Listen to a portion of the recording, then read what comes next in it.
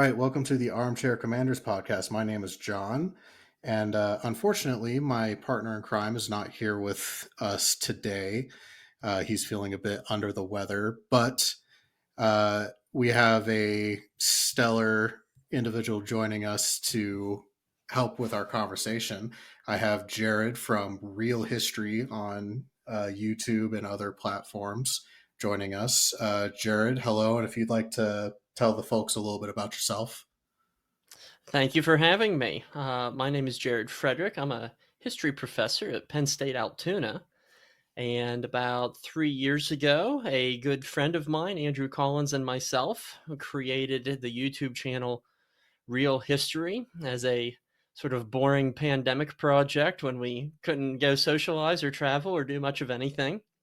And we thought, oh, this would be a fun, creative way of reaching out to people and sharing the wealth, so to speak. And about 3 years onward, we have approximately 75,000 subscribers, and we're always looking to grow and reach new audiences. And I think this venue here, me joining you, is a great way to do that. Well, I greatly appreciate you coming and joining us.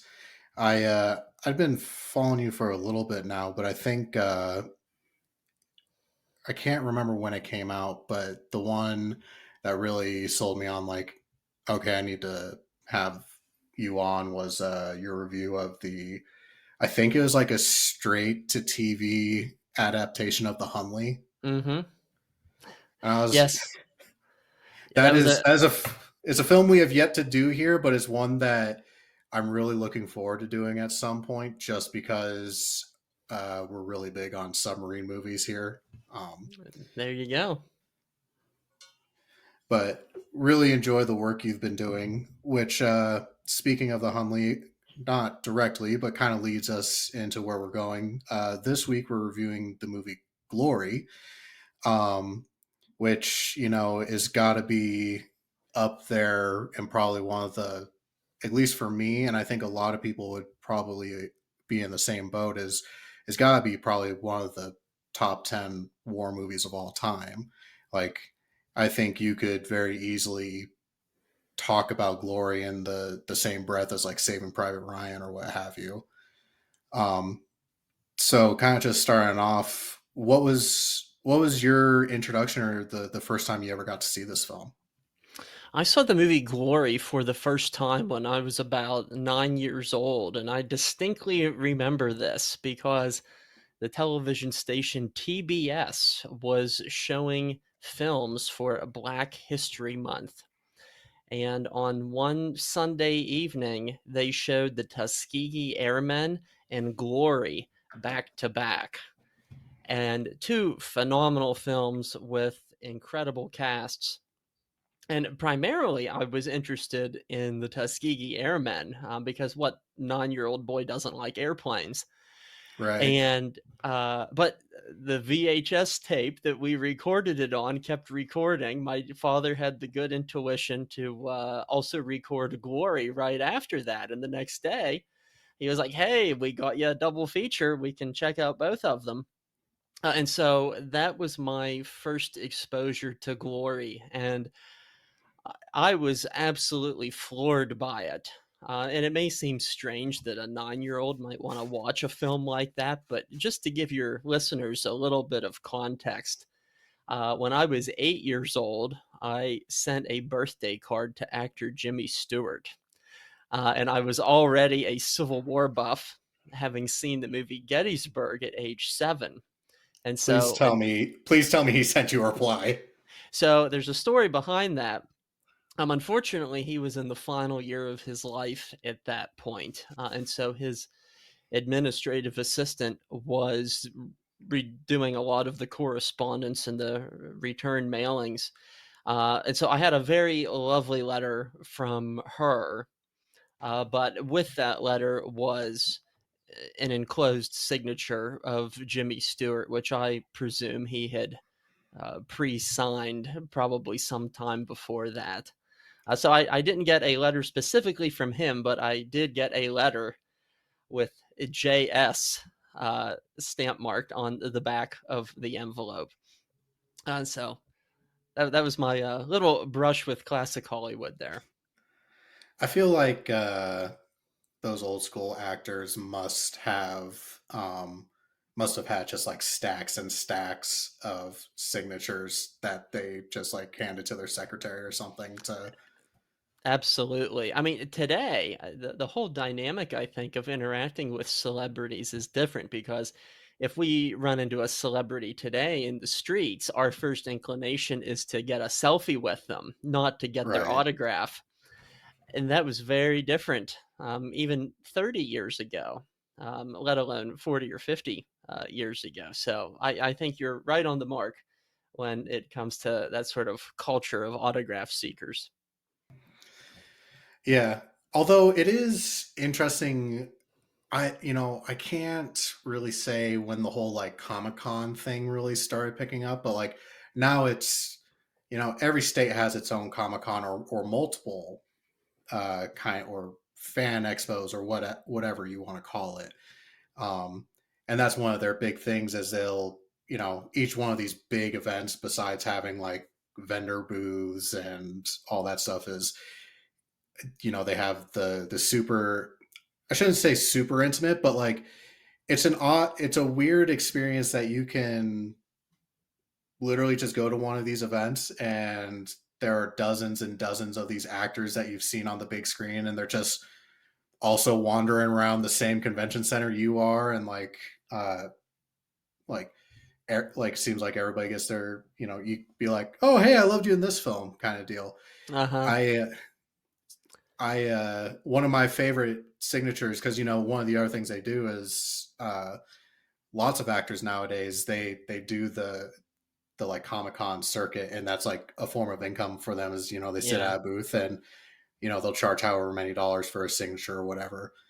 And the last one I went to, I got uh William Daniels Oh, yeah. to sign a photo. Which, for our listeners at home, if that name sounds familiar but you can't quite place it, he was Mr. Feeney in Boy Meets World. Mhm. He was also the voice of Knight Rider. But the reason I went there is because I'm a huge 1776 Mhm. fan, the Sit musical, down, John. right? Uh-huh.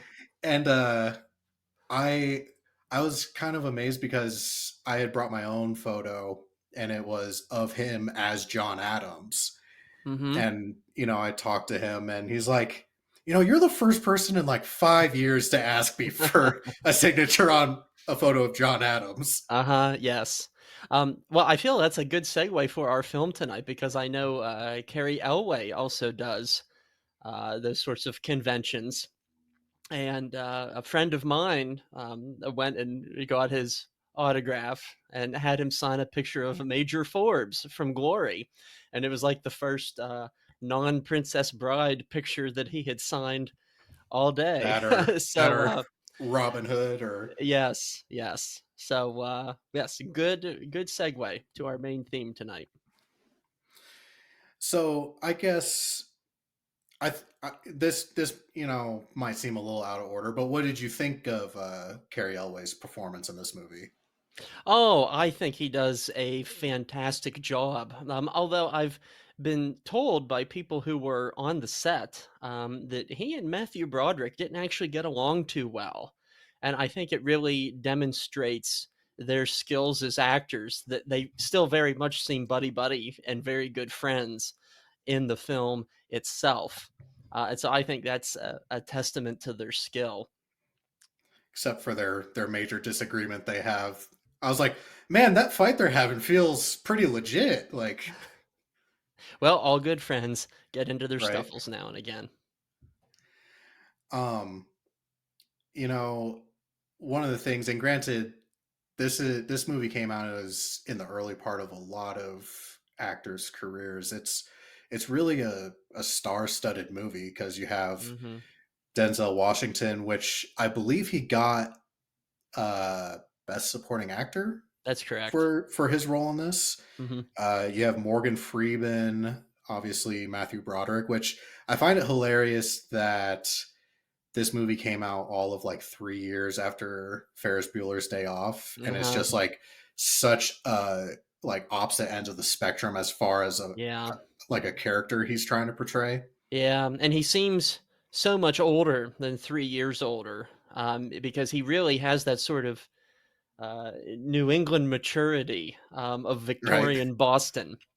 He very much carries himself in that sort of way, and he gets the New England accent down fairly well, I think too. And I think a lot of people don't think of him in this sort of context, but Matthew Broderick has range. We think of him as being this sort of teen 20 something star of all these famous 1980s movies, but he really has some really good dramatic chops in his acting arsenal, and they are on full display in Glory. Oh, absolutely. I think for me one of the I think like one of the best scenes of acting that Matthew Broderick has is right before the assault on Fort Wagner, um, where the general is, giving his exposition of what's going on, and they haven't made any assignments yet, and uh, Matthew Broderick comes up and he says, 54th requests the honor of leading the attack. Um, and the general response is like, "Your guys haven't slept in 2 days." And he goes on to talk about like, "You should have seen us, like we were a sight to behold." But like Hmm. that scene is meant to show Shaw's like pride in his men and like Hmm. how much he believes in them. But like He's that holding back scene, tears too. yeah, like Uh, Matthew Broderick as Shaw, like he seems almost legitimately proud of these individuals. Like mhm. I feel like that scene is. I could imagine that he got lost in that scene and actually felt like being there. I think that is true of many people who were on the set for the Fort Wagner scenes, and I have a number of friends and acquaintances who were extras and have firsthand anecdotes.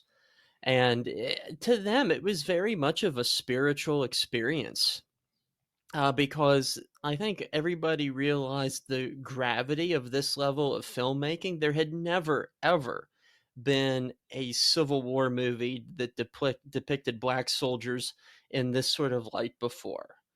Uh, Morgan Freeman, as he attested in interviews as the movie was being made, he said he grew up not even knowing that black men had served in the Civil War, let alone 200,000 of them. And so when you're in uniform, when you're with hundreds of people, when you're recreating this very heavy stuff, when you recognize that you are rendering a justice that is long overdue in the cinematic universe, I can very much see how people were swept up in the energy of the moment.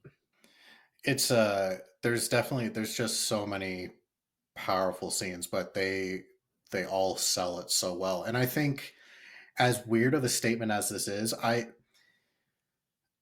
anytime I see a movie that's based on historical events, I always like playing the game of googling the film representation of them versus the actual photos. And if you look up Colonel Shaw to Maverick Broderick, they share a striking resemblance to each other. Mm, And in fact, at the time of the filming, they were only maybe Broderick was maybe only like a year or two older than the actual Shaw was at the hmm. time of his service. So like Yeah.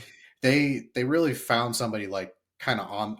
I don't think there was any better person they could have chosen for this role. Absolutely. I'm in full agreement. And as you said, the resemblance is very striking. And in fact, TriStar Pictures, in some of the press material that they released, it included a side by side photo of the two individuals, as you mentioned, pretty much highlighting the fact, look at the really good homework that we did. Look at the excellent casting that we did. And it's undeniable.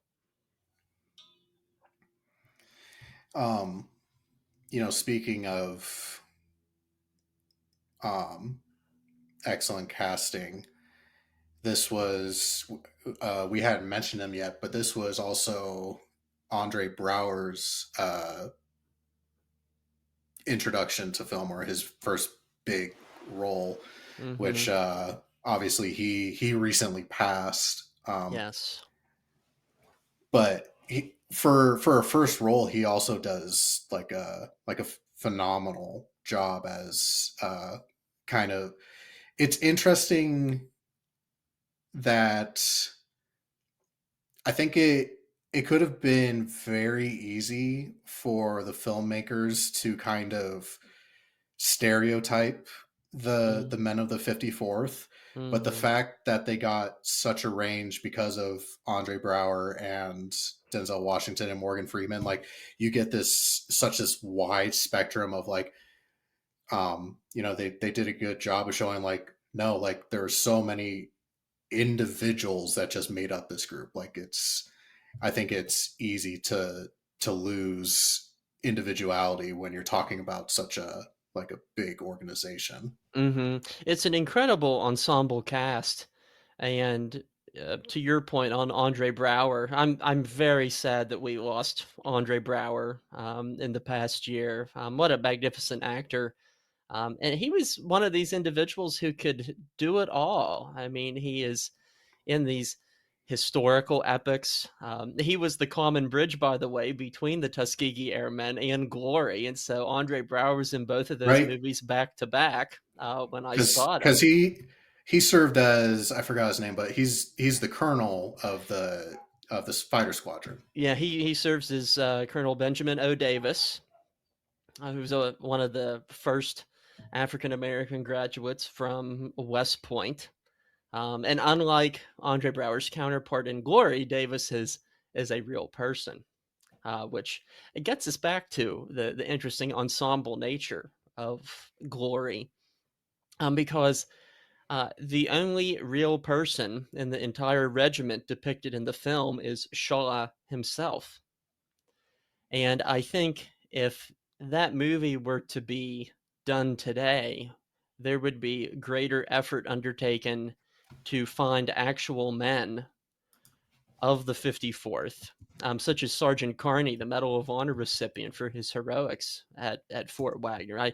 I very much feel that real life individuals would be put into a position of greater prominence than what they were in 1989 as that movie was being filmed. Absolutely, and it's so interesting because Sergeant Carney, he would go on to be awarded the Medal of Honor for his actions at Fort Wagner. Um, I think it's for the purpose of this film, when you have the two different scenes where you have Denzel Washington speaking with Colonel Shaw, and Shaw says, "I want you to carry the flag tomorrow," and basically Denzel's like, "No, I'm not going to carry your flag." It's like I'm here to fight and be a part of it, but essentially he's like, "That's not my flag." Hmm. And then later in the battle, there's the big dramatic moment where Shaw is killed in front of all of his men, and you have the like the slow motion like falling back thing, Hmm. and then the automatic like the kind of stereotypical tropey like everybody goes into berserker mode after that. Hmm. Um, but you have the phenomenal moment of Denzel picking up the flag and charging up the hill, and then also being shot and falling next to Shaw. Like that is a fantastic moment or scene in this film. But like the story of Sergeant Carney, who survives the battle despite being severely wounded and brought the flag back so that the Confederates wouldn't seize it. Mm-hmm. I think that is as good as, if not better, a story that they could have chosen. Mm-hmm. Absolutely. But the scene that you reference is very much steeped in symbolism. Uh, when you see Colonel Shaw being wounded, his arms flail up in the air, and as he is in slow motion, it's like he's almost like he's falling backward. His arms are outstretched, and a lot of film critics who have and film students who have looked at it in the decades since suggest that this represents Shaw on the crucifix, his arms outstretched as such. This is his moment of sacrifice, if you will. And then, of course, when Trip, Denzel Washington's character, dies just seconds later. And this theme is likewise reflected at the very end of the film as they find a common grave, that even though society would not judge them as equal while they are living, here they are, dead, being buried side by side. And there finally was a degree of equality in that. And so there's a lot of poetry to these scenes and ways of reading between the lines. Yeah, it's there's some terrific cinematography and symbolism that they choose with this film. Hmm. I Won an think, Oscar for cinematography. and rightfully so. I think the, like, kind of to going back more towards the middle of the film, um, another great moment done by Denzel, um, is, the moment that's very much influenced by the scene from Roots where, uh, the whipping scene. Hmm. I found it very interesting that it's this film doesn't shy away from violence at all. I mean, especially within like the first 3 minutes of the Battle of Antietam, you see like literally a guy's head explode. Um, so the movie has no compunctions about being violent, but the fact that during the whipping scene of uh, Trip, where Denzel Washington's character, it just focuses in on his face, Hmm. um, and we really don't get the kind of the gruesome or the like nitty gritty of what's actually being done to him. Like Hmm. it's all expressed through his face, and Yeah. I was like, that had to have been a big gamble on their part Mhm. to choose to only do the face shot. Like Denzel, he really sells it. But to completely trust like his face to sell that scene, I feel like was a big God, what was the word? A big leap of faith to take, and it really worked for them. Oh, very much so. From a historical standpoint, the U.S. Army had outlawed flogging in their ranks about 15 years prior to the scene depicted. But naturally, it is meant to evoke the symbolism of slavery and the inability of the characters to escape the horror of that institution.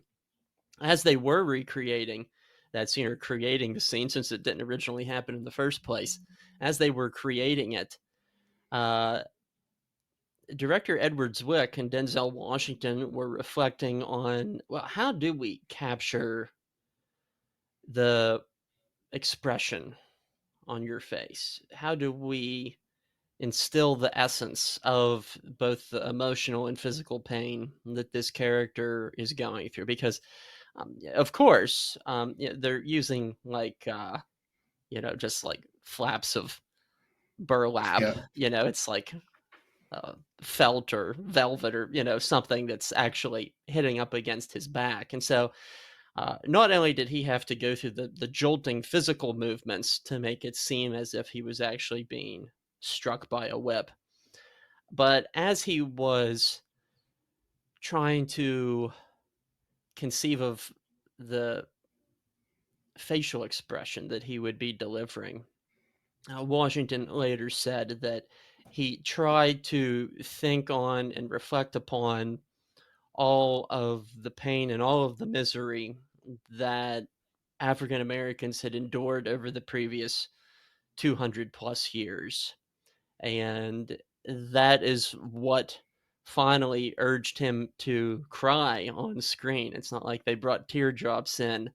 Right. That's the legitimate thing, and most certainly, as many people have attested, it's one of the most powerful scenes in the movie, and many people are firmly of the mind that that was the scene that earned Denzel Washington his Academy Award, and it's a scene in which he doesn't even say anything because he doesn't have to. It's kind of like the common joke or the common theme is that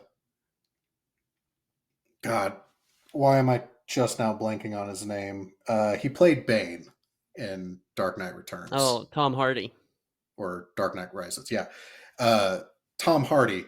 The joke with him is like he won't accept a film role unless half his face is covered because he only acts with his eyeballs. Because he was Bane and he played that Spitfire pilot in Dunkirk. Uh, he was in Mad Max. So all these films where like his Venom. act, yeah, all of his acting was very focused on his facial acting. But Denzel was like 30 years, beat him by 30 years to the punch on it. So, what is your favorite aspect of this film? Oh, that's a great question. The script is near perfection. It's incredibly efficient, tight, compelling, and personal storytelling. And it's the screenwriter Kevin Jara, who's unfortunately passed away a few years ago as well. Um, Also wrote the movie Tombstone, which is perhaps one of the best one-liner movies in cinematic history. And so you have a supremely talented screenwriter who actually makes a cameo twice in this movie. He's the bigoted corporal who gets in Denzel's Washington's face as the 54th Massachusetts is doing manual labor in the woods, and then at the near the very end of the film, as the 54th is deploying into battle to attack Fort Wagner, he's the one who cries out, "Give him hell, 54th!" That's actually the screenwriter who has a great bit part in the movie. So I would say that's my favorite thing, and then everything else is built upon that. The relationship of the characters, the character development of the individuals, both Matthew Broderick and Denzel Washington. Uh, Shaw, the character, goes into the story somewhat apprehensive about what he's doing. He lacks a certain degree of trust, and that is counterbalanced by a certain cynicism and lack of trust that many of the enlisted men under his command have. Uh, as Trippa calls him at one point in the script, he's just a weak white boy, who's been spoiled his entire life. And then by the end of the film, everybody within the regiment has earned each other's respect. Right. I I think the kind of going to the like the weak white boy statement. Um, it's a scene that we see in war movie after war movie after war movie. Um, but we have the very typical, kind of boot camp esque Mm-hmm. training montage. Mm-hmm. Um, I found that interesting because we see such growth and character development even within just that part of the film. Not even, Mm-hmm. before they actually see battle or anything like that. Um, what did you? I personally liked it because I don't think it's very often that we get an idea of what 19th century training for militaries looked like, which is Mhm. mostly marching and drill. Like we do get like a bayonet scene, practice scene, but like there's always like in other boot camp movies, it's always like obstacle course and like push ups and like at the firing range and all this, that, and the other. Um, and this, I don't know how they made like 10 minutes of marching compelling, but they did. Very much so, and it's important to keep in mind that this movie comes out only 2 years after Full Metal Jacket does, and there is a little slice of Arlie Ermy, I think, the instructor, who whose spirit appears in Glory to an extent, this loud, abrasive drill sergeant who pushes men to the edge. There is a little bit of that, I think, to be found in the script. But you make a very good point in uh, underscoring the fact that, well, what Civil War soldiers primarily did in their version of basic training was marching and learning how to operate their weapon. That really is all that there was. So I've never quite thought of it in those terms, but you certainly highlight a very valid point there. I think it's also one of the just one moment that always makes me laugh is the Irish sergeant who he's like blatantly an over the top racist. Hmm. Like I I had heard so many like derogatory, discriminatory names I had never heard of before watching this movie. Hmm. But there's a moment where they're marching and one guy gets tripped up and he's like, "Do you not know your left from your right?" And he's like, "No, no, no, I don't." And he just kind of pauses and thinks on it for a second. He asks the whole group. He's like, "Who doesn't know their left from their right?" And like a half dozen guys raise their hands, and you just hear a sigh from him. And that's the thing that always kicks me up, like just cracks me up, is because it's like they're just like the moment of defeat of like, oh god, like you are really starting from scratch for some people. Hmm. And I think that is a good reference point to discuss the true makeup of the men of the 54th Massachusetts, because the vast majority of them were not illiterate former slaves, and that's kind of how they're depicted in the film. The vast majority of them had been free men their entire lives. They were educated or semi educated. They had jobs, they had families, they had connections. They came from many northern states. Since Massachusetts was the first state to allow it, you had people from New York and Pennsylvania who were trekking all the way into Massachusetts so they could join up in the 54th and the 55th Massachusetts. And so that too is something that the film takes some liberties with. And some of my fellow historians, we've naturally had a lot of conversations about this movie, and we've come to the conclusion that it's not all in all a super great movie of historical fidelity chronicling the 54th itself, but it is an excellent film that broadly covers the African American experience in the United States Army during the war. There's a lot of more generic components that are true to that experience that we see showing up in Glory, even if they weren't specific to the 54th itself. Right. I think it's interesting because that's something that's often just kind of left out of Civil War movies in general. Especially, I mean, Civil War movies have not done a great job of discussing slavery or like slavery politics, No. or even the politics of emancipation, because there's this movie starts off with it where Shaw's in the medical tent and the sergeant's like, yeah, it sounds like Lincoln's going to issue an emancipation proclamation. He was waiting for a really big victory. And it's like, yeah, that like he's like, right time and place, guys. We can't just spring this. um which I think a lot of people get kind of lost in. And it's stupid to think that, like,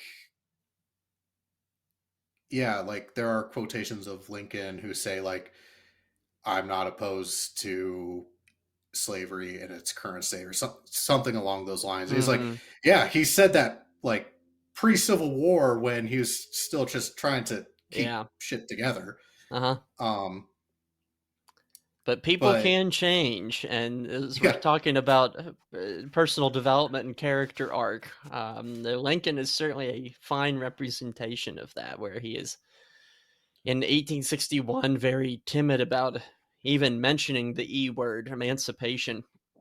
But then he realizes that it becomes a necessity of the war to issue it, and then we come, a very full 180 degrees by the time we get to 1865, where he's not only professing emancipation, but citizenship for black men who served in uniform or have education. right. I think an excellent example or a real life story of how confusing uh the politics around emancipation was is the story of Robert Smalls, Mm, um, who, for our listeners at home, if you're not familiar with that name, you can do a crash course of his story by checking out one of the episodes of Drunk History. hmm I wish there was a better way for me to say, hey, here's a quick way for you to learn about it, but it's kind of a shame that his story only has like a 10-minute thing in an episode of Drunk History. Like, he deserves a movie in and of itself. And there Um, there have been attempts to bring his story to the screen. I heard about 2 years ago, but I haven't heard anything further on it since, that Amazon Studios had actually optioned his story, or a book written about his life, to be made into a film. So I agree with you completely that that would be an incredible movie to be made, and it very well may yet. yeah. So, for our listeners at home who are not familiar with the story of Robert Smalls was an individual who had been enslaved his entire life. And I believe he was in his 20s at the time. But when the Civil War broke out, his owner, uh, guess what's the best way of putting it? It was weird because he's still an enslaved person, but his owner let him work for somebody else, and he made like $10 a month, and he got to keep like $1 of it. Uh, and essentially, he was working to purchase him and his wife's freedom at the stellar rate of $1 a month. Um, and he worked as a boat pilot, so basically somebody who actually steers a boat through rivers and harbors and whatnot in the city of Charleston. And one evening, he got the chance to escape by stealing his owner's boat, which great kind of like up yours move on his part. And sailed it to the Union blockade, and they took him in, and he became this big Union hero, like he was in all the newspapers. Um, but even with him being this big Union hero, like, haha, he stole a Confederate ship. Um, Then he and becomes a congressman after the war. oh yeah, he lives a Yeah. stellar, like, I shouldn't say he lives a stellar life, but he lives an impressive life, I think, is a better Hmm. way to phrase it. Um, he actually ended up being a pilot for an ironclad later on in the war, but because of how emancipation politics was, even though we have soldiers who serve in the Union Army, like in the 54th, and there's quite a few African Americans who served in the U.S. Navy, like the U.S. Navy wouldn't let them be more than like deckhands. So even though Robert Smalls was like a hero of the Union, they didn't let him enlist in the Union Navy because that would have prohibited him from having the job of pilot, and they needed him to be a pilot. So they just made him like an individual, like a outside contractor, basically. And I was like, this is the most stupid, like way. Just let him do what he's good at. Like, but I think like those real life examples show how stupid like policy and politics were in that time. Well, it was a very iffy and uncertain game of negotiation, both in the halls of Washington and among soldiers and enslaved people on the ground level. Because, and the movie Glory strikes at this to some extent, where these individuals were in a state of quasi freedom. They were in this land in between, and it was very precarious at times for them to navigate it. People like Robert Smalls, and then later on, black soldiers who are in the military who receive some sort of verification of their acknowledgement by the federal government. They are being paid, not always the same level as their white contemporaries. They're wearing the same uniform as their white contemporaries, but if they are captured, they are not treated the same as their white brethren. So the, that process of navigation was indeed a tricky one for people of color in the 1860s. So I guess kind of moving on then, what is your biggest beef with this film? Oh, that's a good one. There, some of the errors certainly aren't as heinous as other movies. Hollywood does not have a great track record when it comes to historical authenticity, when it comes to depictions of the Civil War.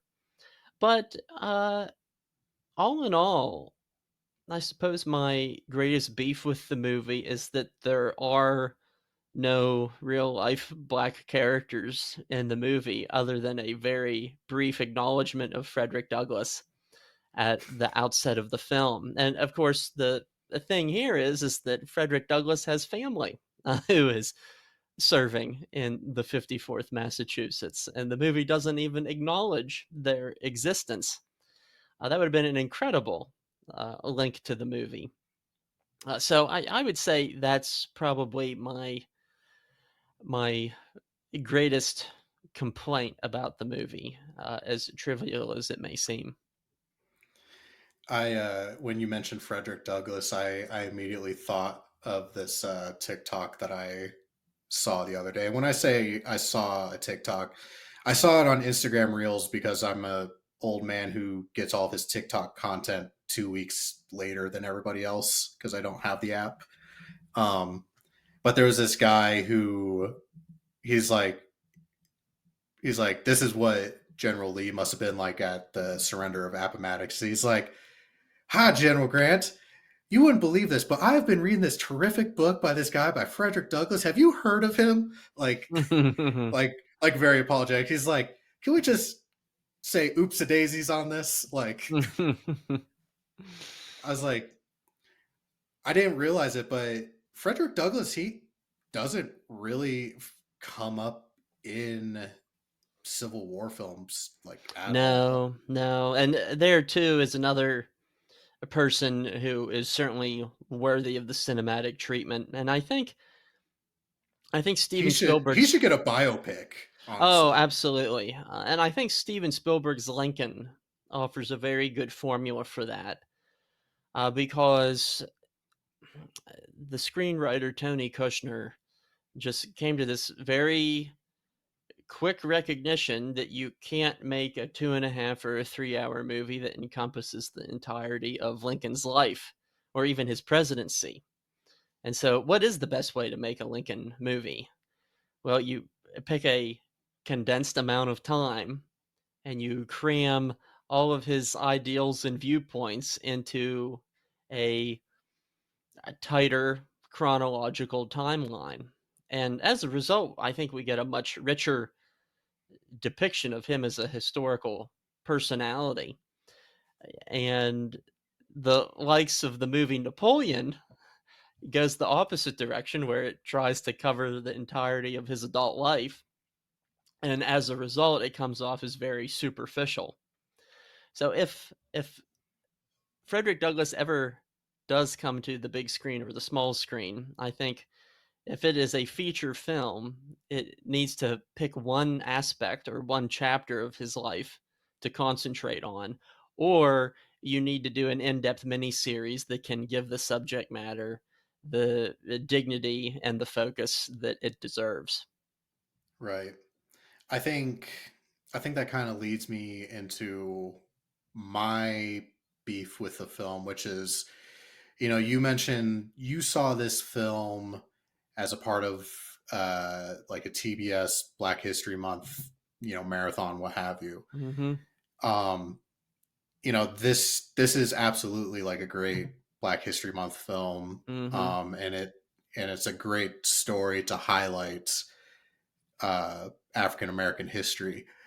Um, I I get the choice to have Colonel Shaw as kind of the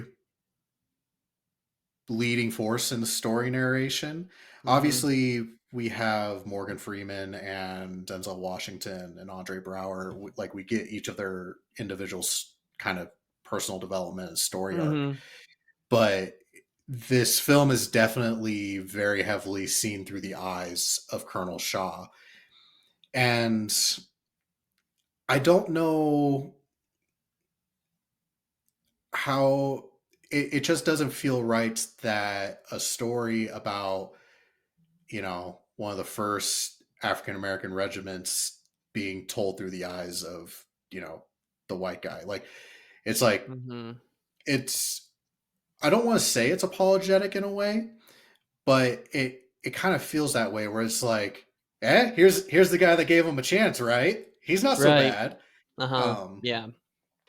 I think looking back on it, it's very easy for us to paint Glory as this sort of white savior movie. Interestingly enough, Dances with Wolves comes out the next year and is likewise kind of a Civil War era white savior movie, that you need, this good, aspirational, kind of blonde haired and athletic Union officer to get these otherwise primitive individuals into shape to reach their full potential.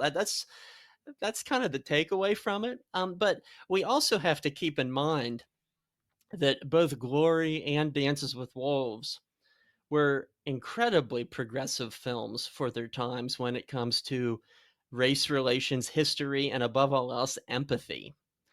Because if we look at the broad scope of Civil War cinema and the genre of the Western, enslaved people and native peoples were almost always depicted as people without humanity or who had a childlike mentality.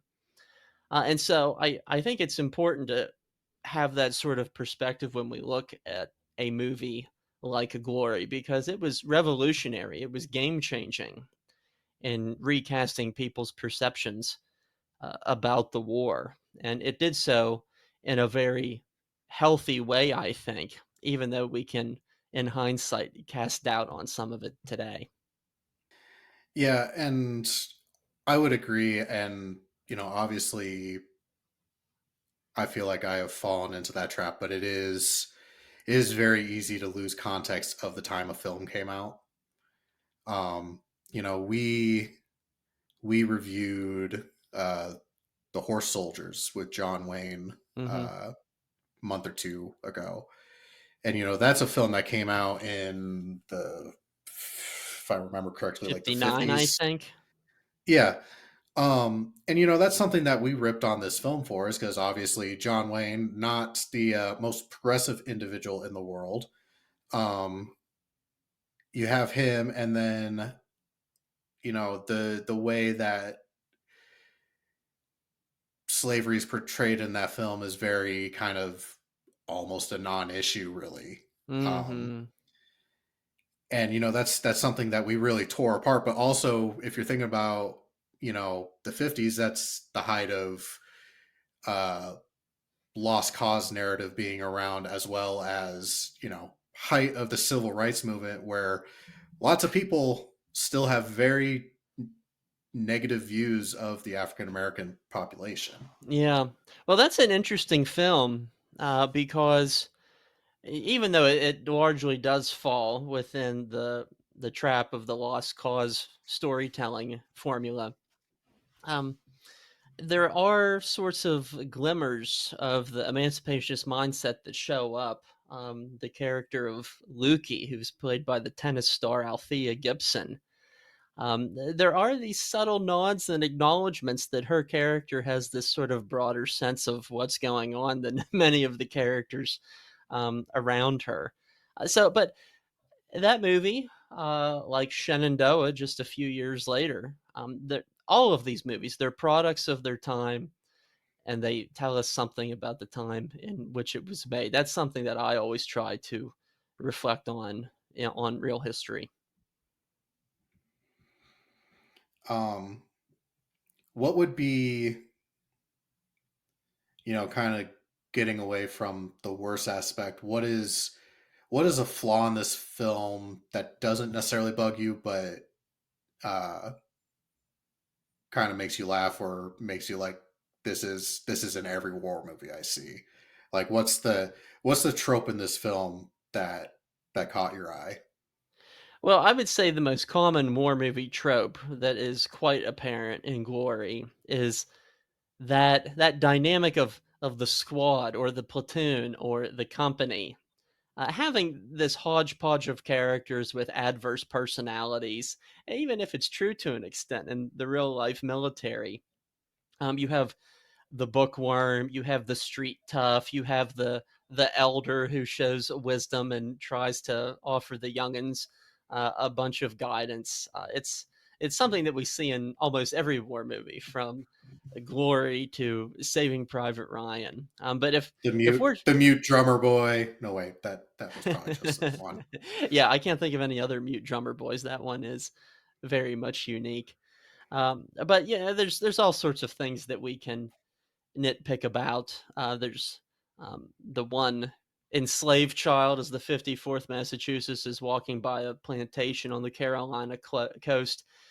She raises her hand, and you see very clearly a 1980s wristwatch on her hand that the editors didn't catch during the attack on Battery Wagner. The ocean is on the wrong side, and you have ironclads bombing Fort Wagner, neither of which really happened. The ocean was on the other side, to the right of the regiment rather than the left of it. But all of these are very trivial, minute things in the broad scheme of things. I would say the thing I always get a kick out of is any kind of film portraying an older conflict. Um, the rubber bayonets always get me.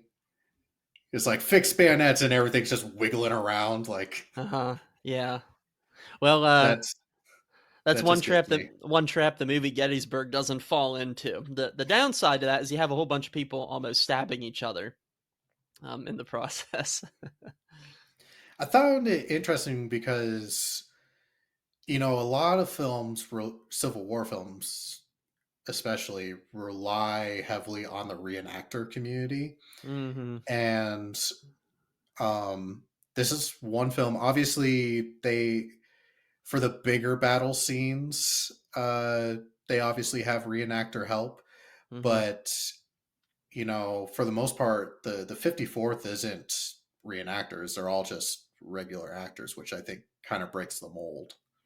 Yeah, and well, an ongoing problem in the Civil War reenactor community, and it's just as pervasive now as it was then, is a lack of African American participation in Civil War reenacting. And it's not because there's not a sense of kinship to the story on their part, it's because that oftentimes there's a culture of exclusion because many Civil War reenactors still believe that the Civil War wasn't about slavery. That's true of many of them to this very day.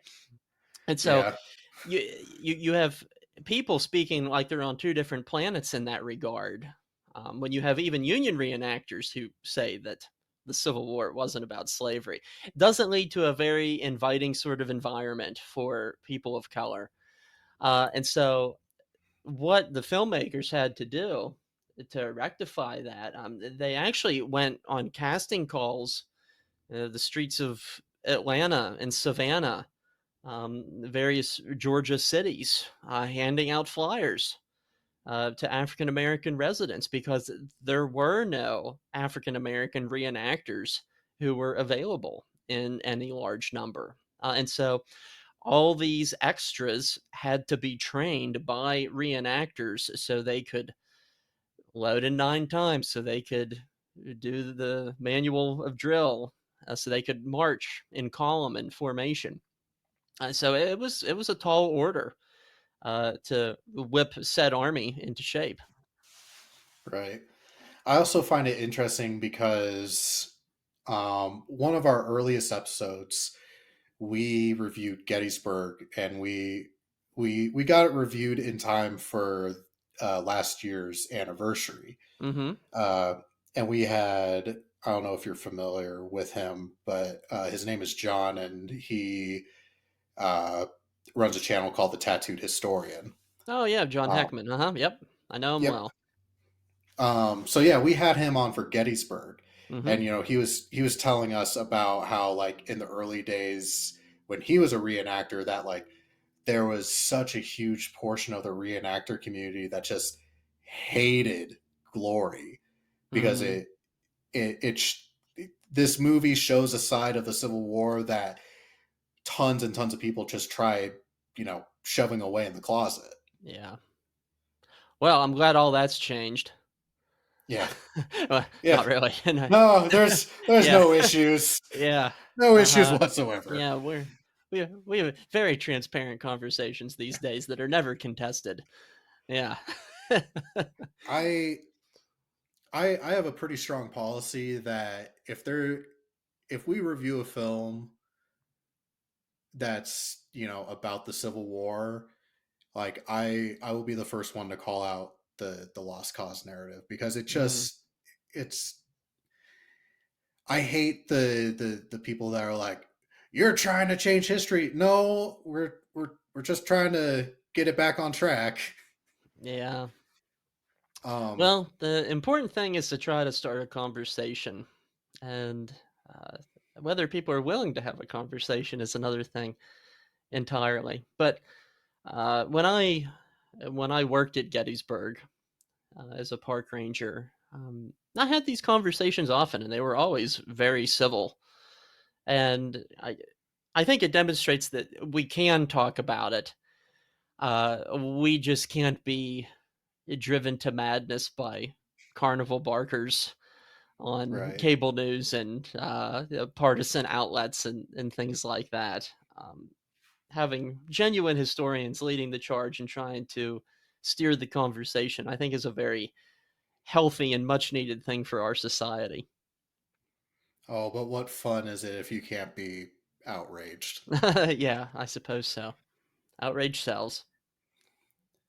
It's like, you know, one one of the outrage things, and it's specifically related to the 54th, was uh, something to discredit the protests slash riots in 2020, where the 54th Massachusetts Mm, memorial got vandalized. mm-hmm. Um, and it was meant to discredit the social unrest as, oh, people just want to um be Be destructive for the anarchists. sake. Uh-huh, yeah. Yeah, and it's like, if you actually look at the history of that monument's been vandalized, I think, like a dozen different times Yeah, by different people and groups. if not more. Yeah.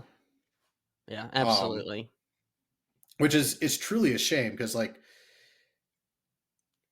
of all the monuments to vandalize for literally any reason at all, like, it's so stupid to vandalize that particular one. Mhm. Well, most vandals don't need any reason to vandalize a monument or a building or a skull or anything, for that Right. matter.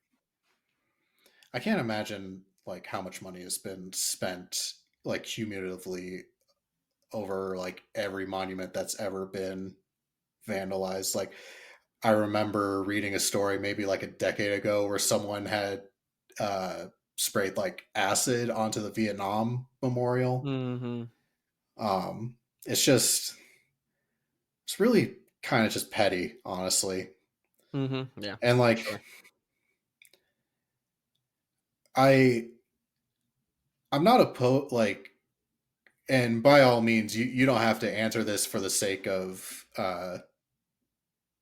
not sparking debate or Mhm. uh, job security or what have you.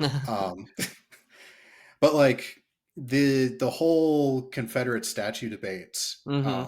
that was really big when I was in college, Yeah. and it's still ongoing today. Mhm. But I like I had no problems with Confederate statues being removed. I did have a problem with people just going and deciding for themselves to tear it down. Like, I don't know Mhm. why. Yeah. I think it was just the like, no, you don't get to unilaterally decide for yourself like what stays and goes. Mhm. Like, I was always of the opinion that, like, if the local community that statue resides in decides they don't want it anymore, cool, fine, bye. But Right. um just like, I don't know, it always kind of struck me a little weird seeing like recreations of the Saddam statue falling like here in America. Yeah, I look at the whole Confederate monument situation with, at least at the time, being a degree of ambivalence. Uh, and I think my opinion is largely reflective of your own, that we can leave it up to individual communities, because ultimately it's up to the people who live there and what they want to be reflective of them. And if they feel that the Confederacy is not reflective of their values, then that is certainly within their prerogative, to choose for themselves what they want to represent them. Yeah. I think the only counterpoint to the whole Confederate argument that I agree with is the very obvious nature of lots of statues being placed well after the fact. The lots of statues weren't placed like in the 1890s. Like, lots of them went up in the 30s, 40s, and 50s, kind of Yeah, as a direct challenge to civil yeah, rights. into the '60s as well, as the American Civil War centennial was underway. So, yeah, like movies, monuments are products of their time. They are often infused with politics and the worldviews of the moment in which they are created. So I think there's a lot of commonalities between movies, monuments, and the memories that they forge.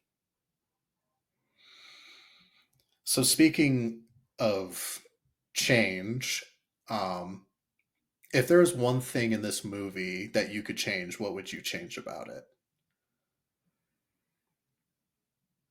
That's a great question.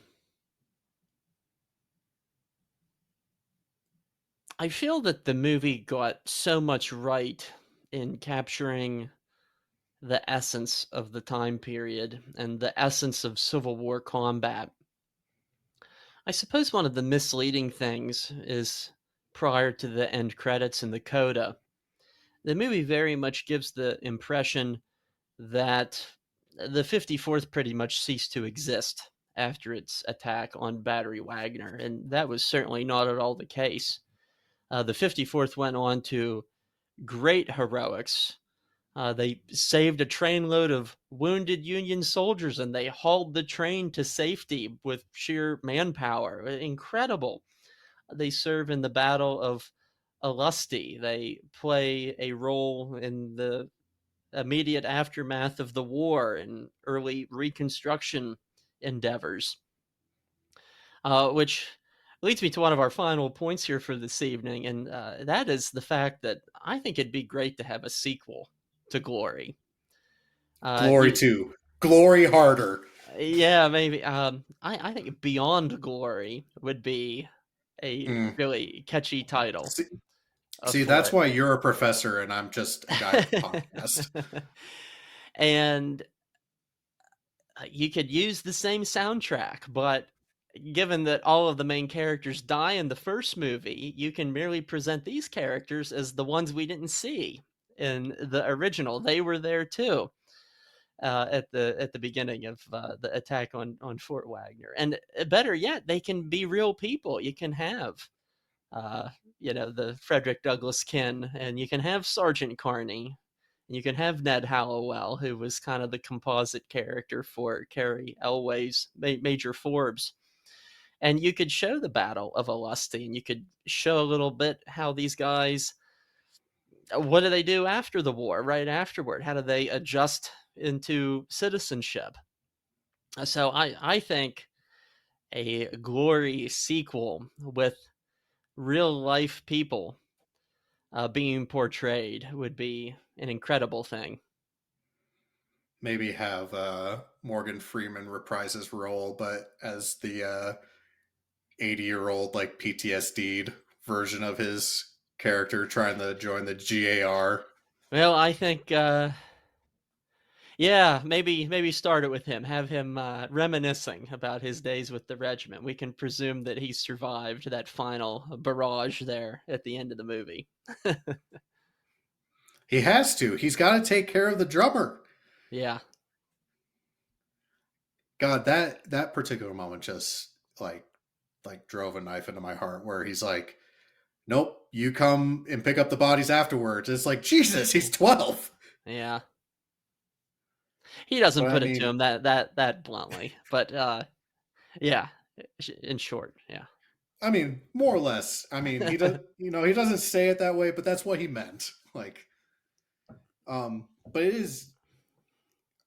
I love the fact that they hit on that part because I think that is a part that is also left out of Civil War films a lot, which is like the incredible number of actual children participating in combat, even if they aren't firing a rifle. Like they're out on the battlefields, the same as adult men. Yeah, now and again, yeah, there weren't huge numbers of children because I think that one of the misconceptions of the Civil War is that everybody's 16 or 17 years old, which the numbers really don't speak to that. But yeah, there are occasionally children out there in the form of drummer boys, but they're definitely the vast minority. I think I think the only other film that I've really noticed it, and again, it's the Horse Soldiers, where they have the military cadet school that comes and fights the cavalry unit. Yeah, and that's loosely based in the actions of the VMI cadets at the Battle of New Market in 1864. And so that is a prime exception there where you do have 14, 15, 16 and 17-year-old children being deployed into battle. We have it'll be about a month or so from now, but we're going to be reviewing the film about them, Oh, Field of Lost Field of Lost Shoes, Shoes. Yeah. which I haven't seen it yet, and I've tried to avoid reading reviews about films that I haven't seen yet because I Uh-huh. kind of just want to Yeah. go into it like Okay. eyes closed, I won't say or anything then. like fresh view, if you will. Like Uh-huh. I try to give films a fair shake, Yeah. Yeah. but I will say one thing about that film that impressed me, and that's fantastic material culture for a lot of the actors. Like they really did a good job with uniforms and equipment for the main characters.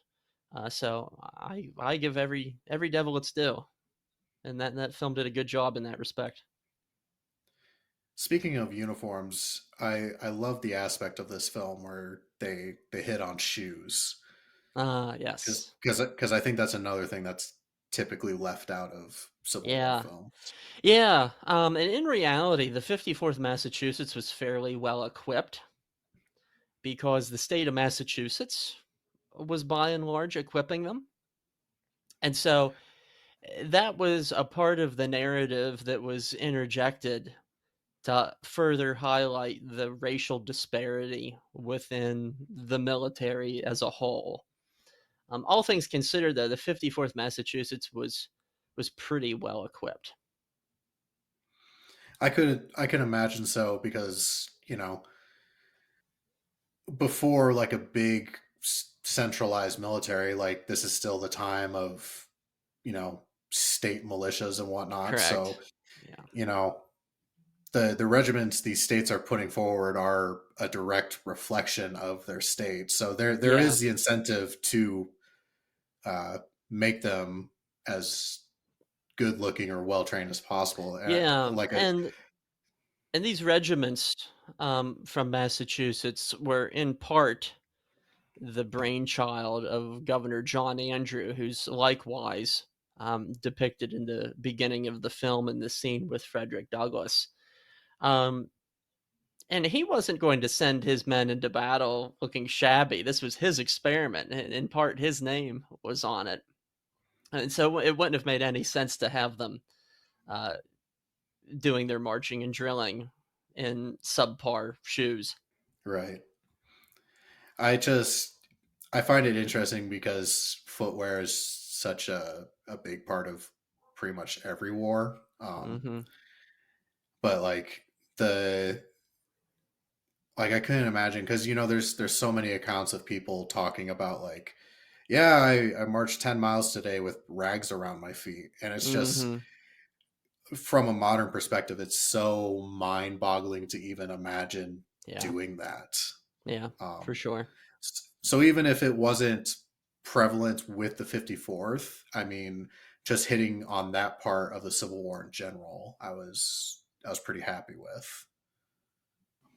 Um, was there anything else on your mind as far as this film goes that you wanted to hit on, or Yeah. I'll conclude with these thoughts.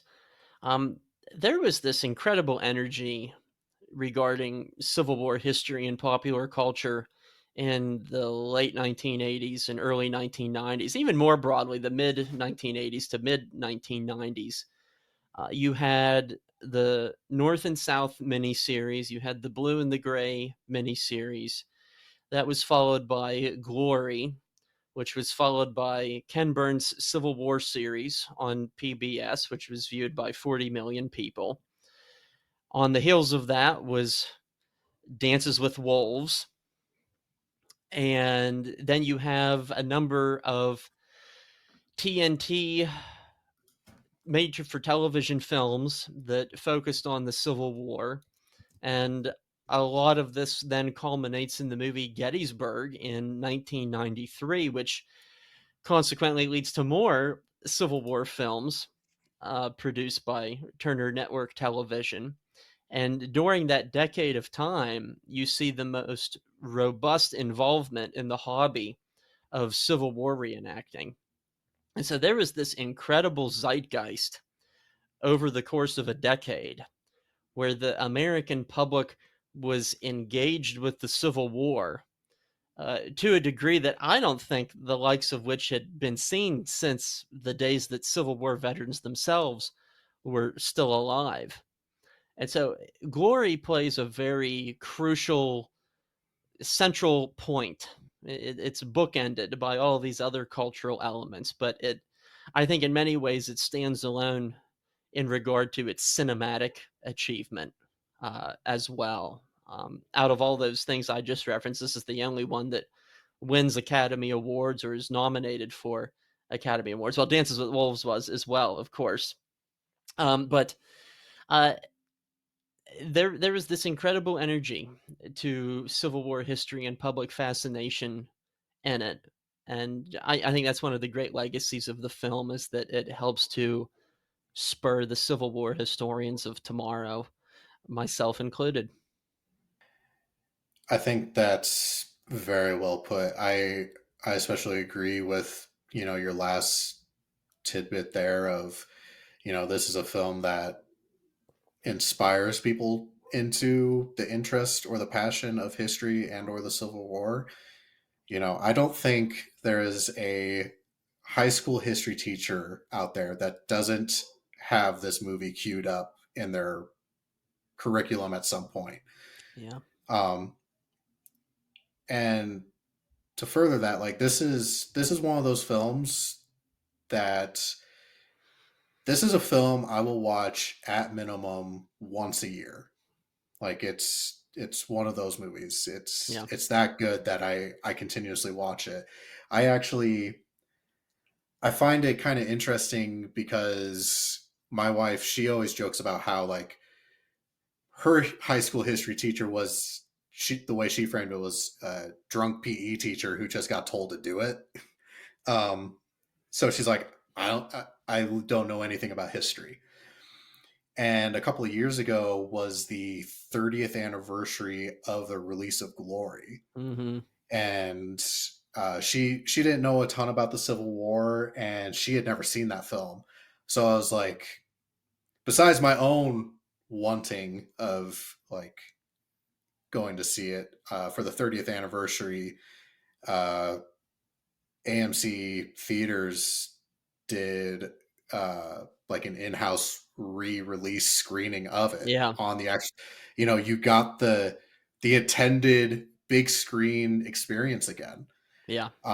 So it was the first time I got to see it in a legit movie theater, Mhm. but uh, to be able to have the experience of like bringing my wife to see this movie for the first time and it's on the big screen with the surround sound the way it was meant to be experienced, Yeah. like she's not a war movie person like at all, but I was like, no, you need to see this. if if Yeah. there's like if there's like one or two war movies you need to see, this is one Yeah. of them. Yeah, it transcends, the limitations of the typical war movie, and it delves into something much deeper in the human experience, and that is our quest to find dignity and the ongoing pursuit of justice and what is right. And I think in large part thanks to this movie, the men of the 54th have become very representative of that quest. Yeah. It's truly a great story, and there's so many stories that deserve to be told, but I'm glad that this is one that did get made. Well, it's been a pleasure talking with you about it. Thanks for having me on.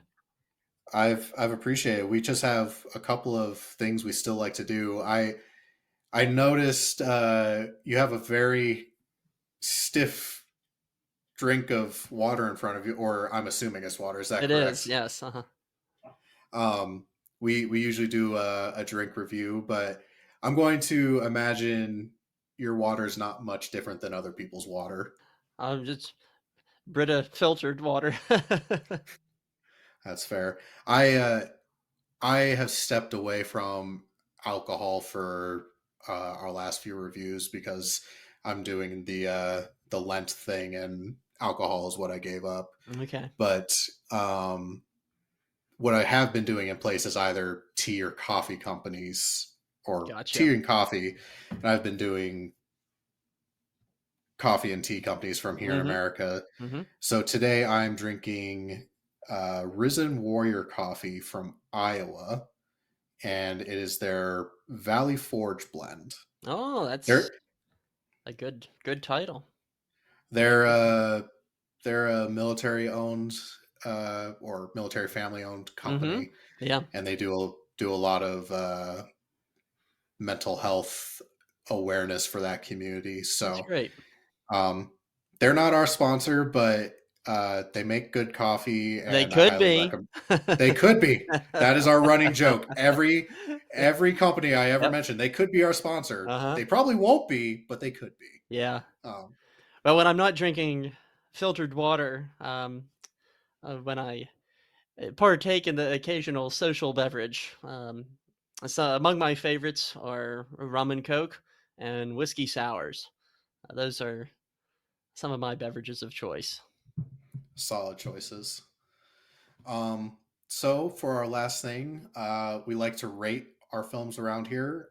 We do it on a 1 to 5 scale. We don't generally do stars because we think stars are boring. Um, so we try and find some thing or object that stuck out to us in the film or we think represents the film well. I'm open to suggestions. Mhm. Uh, an example is for the movie Midway, we did 1 to 5 burning aircraft carriers. Uh-huh, yes. So Yes, well, in this case, for its cinematic merits, I would rate Glory 5 out of 5 Brogans. 5 out of 5 Brogans. Mhm. Now, is that with or without the souls?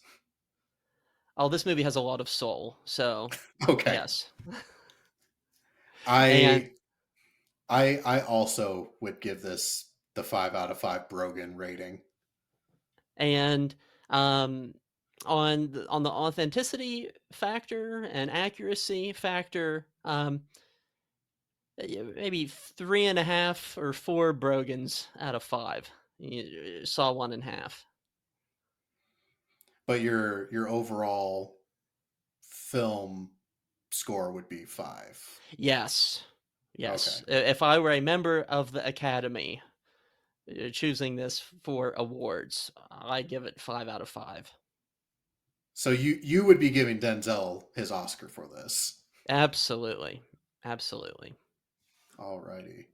So we like to compare it to the greatest review source ever, Rotten Tomatoes. Okay. Um, you would not believe how some films get scored there. It's Oh, yeah, I am a reader of Rotten Tomatoes. I'm very familiar how, it can be skewed at times. Did you know that Sands of Iwo Jima has a perfect score on Rotten Tomatoes? Oh, that's unfortunate. Yeah, and then I think like Saving Private Ryan had like a 98 or something. I'm like, come on, Mhm. guys. Like Yeah. how There's always a few. Yeah. right. So on the thermometer, the critics give it a 80%. That's ridiculously low. Yeah. And That's absurd. the average audience score is a 93, which I can respect that more. So That's yeah. I That's have to go with the audience score on that. yeah. Yeah, what I usually do, I usually weigh the audience score, the critic score, and the Internet Movie Database score, and I usually determine that the truth is somewhere in the middle of those 3 averages. Right. I think it's very much it looks like a 1980s movie. So you can't really hold it to today's standards, but I mean, for what it accomplished in 1989, I think it's about as it's it like I said at the beginning of this episode, it is up there with Saving Private Ryan. It is at least for me, it's in my top 5 war film Yeah. movies. Mhm. Um, so Yeah. I couldn't do anything less than 5 out of Well, 5. and I'll say this too as an epilogue to our conversation, and that's I teach a Civil War and slavery in cinema class, and this is one of the movies that I show. And 18, 19, 20-year-old students, they respond very warmly to this film. It has a very good shelf life. And like Gettysburg, it's aged well in regard to a lot of the combat scenes due to the fact that there's no CGI. It's all real people. It's Right. all practical special effects. There's nothing that looks phony about any of it because it's as real as can be. It's actual bodies by the hundreds or thousands marching and pretending to fight. The movie ranks high for young people as well, which I think is a real testament to the level of skill that director Edward Zwick brought to this. And this was kind of a beginner project for him. He'd mostly done television prior to this, and I don't know how he did it, but they filmed this movie in April of 1989, and they had it out for Christmas of 1989. There That's was really quick editing. there was an 8-month turnaround. And James Horner was scoring the thing in October, 2 months before the movie came out. So it must have been one frantic post production. I can't even begin to imagine. I don't know how they did it. I don't know. I think I'm glad they got it out in time that they did because obviously, there are great films that don't get awards because they just didn't come out at the right Mm, time of the yeah. year. So I Yep. think that just That's definitely probably to what this they were film's aiming benefit. for. Yeah. Uh, it's been great having you on. If you would like to share any social media accounts, projects, anything you got coming up, uh, the floor is yours. All right. We invite people to subscribe to us on Real History on YouTube. That's REEL, as in a film reel. And we analyze history versus Hollywood. People can also follow me on a more day to day basis on my Facebook page, which is titled Historian Jared Frederick, Jared, how you spell it, and Frederick the Great, of course. And my latest book is one that I co authored with a World War II veteran pilot by the name of John Homan. And that book is entitled Into the Cold Blue. And so if you're inspired by the recent miniseries Masters of the Air and want to learn a little bit more about the air war in Europe, I would heartily recommend my latest book as well. Well, that is great. We definitely recommend everybody go and give you a follow. Um, if you've enjoyed this episode, please leave a review. The stars do matter. If you want additional content from us, you can find us on Facebook, Instagram, Discord, and YouTube under Armchair Commanders. Um, Again, Jared, it's been great having you. Until next time, I've been John. Thank you so much, John. I really appreciate you having me on the show. Of course, and we'd love to have you back sometime. I very much appreciate it. And we will catch all of you later.